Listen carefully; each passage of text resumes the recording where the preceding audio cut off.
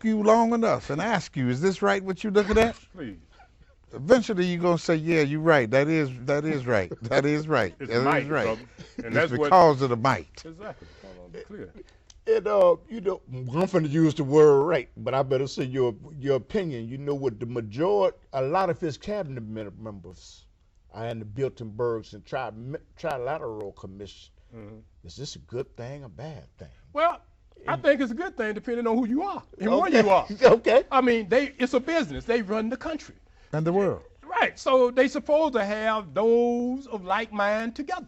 Like those of us here. You mentioned Brother Boyd, Minister Boyd Edwards, Brother Minister Tucker, and the three of us sitting here and others. And you had Brother Mark Sims. I mean, come on.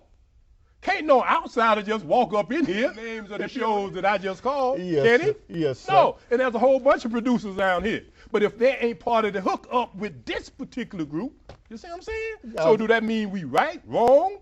Do that mean they right, wrong? No, it's just that we got our hookup, they got their hookup, and it's sort of tribal. You know what I'm saying? I understand what you're saying. So Well, you know, I understand what you're saying. the tribalism, wouldn't you say, exists at their level all the way down to the street level? The only difference on the street level is the tribal learn to sit down and talk to each other and settle differences without violence. It's true, and what has happened is they wrote us off, our generation off, their grandfathers off too soon as ancients. Yes. So the leadership is in jail or in the ground. The young ones call themselves riding under flags and stars that they have no knowledge of. Because when you look at the 5 and the 6, you see it was a family affair, y'all. Yes. When you look at the crescent, I ain't going into all that. Yes, sir. But I got to say a little bit about that rabbit in them ears. And when you look at that too. But see, y'all don't know, and that's why the tribe. Because all of those symbols are connected to tribes and laws that these young people have not been taught. And what they have been taught really wasn't the truth based upon more science and other science, so-called African science. And I think what happens here in theory because of this and that. So, brother, man, he didn't mean no harm. And if you see the show, and I said it to him then, and I said, nah, you know, DNA and genetics are not exactly the same thing. No. I said that. No, it isn't. See, but people think you don't know. But I'm just telling you, just because you don't know, don't mean it, you know it ain't. See, DNA was there before they came up with the word. Yes. And if you can clone with DNA, and like the other day when they went into the bones of King Tut, and they was able to tell you all of that, that was there. That had nothing to do with genetics. Okay. To that extent that they told us. But just like the elder stated a minute ago about the 5 presidents in the ancestral line of President Barack Obama's mother. Yes, sir. You know what I'm saying? And we don't know how deep the line is from his father, but I do know that the Malik, his brother, is a priest, according to their own communications and what I've been able to see. Which means is this here, bottom line is, he got the best of both worlds. Born to be president. Sound like Moses, well, basically. I ain't gonna give him all that. He was born to be president, but Moses would have been trying to lead the people that are enslaved. Yes. He ain't trying to lead the people enslaved. So I want to be clear. Moses came to people to bring people out of bondage. And he talked about a Pacific people that was in bondage. Many of them looked like us. Okay. But brother here, he ain't trying to bring those that look like him out of bondage. And I ain't gonna say much more than that. I don't think, y'all, he might be trying. I'm reminded when they were drawing new maps, since that's the same time period now, and for the congressional districts.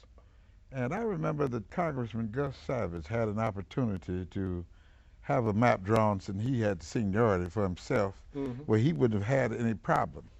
And I remember Gus Savage said, I'm not concerned about that. Maybe I won't get elected again. But we got to maintain these 3 black congressional districts, even if they had to put me all out in the suburbs with those pale faces and Caucasians. It's fine with me, as long as we maintain these 3 seats.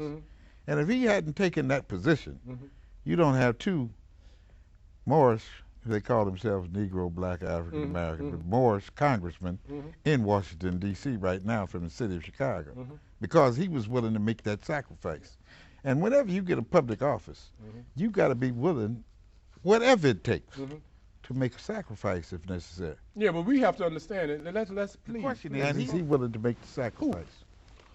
President Barack Obama? That's what I He said. shouldn't. He don't supposed to make no sacrifice for no descendants of slaves. That ain't got nothing to do with him. Yes, sir. President Barack Obama don't need to make no sacrifice. You know, I mean, I wish he would stop excluding us and making it seem like we're invisible. But President Obama don't supposed to be expected just because he colored to feel the pain of those of us that are descendants of slaves here in the what you call it, diaspora. Yes. That ain't him. He ain't that.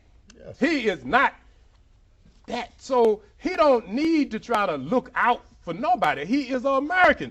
President Barack Obama is a true Kenyan American. So don't you Negroes keep trying to hold him accountable and responsible for our condition. He is not going to do nothing special because he don't feel it. Yes. And he don't owe it because he ain't got no investment in it other than his immediate family, and because he's been so blessed, they will never have to be burdened, we pray, with none of the stuff that we are burdened with. You know, Dr. Malik, he said before the election that you know what, the troops will be withdrawn within 6 months. Now that he's in office, he's saying that the troops will probably be over there longer than that. Plus, he sent more troops to Afghanistan, and has more drone attacks on Afghanistan than Bush did. Drones are little planes that drop bombs. So what was your take on that? Well, my You take said on something that, before that. he was running for office.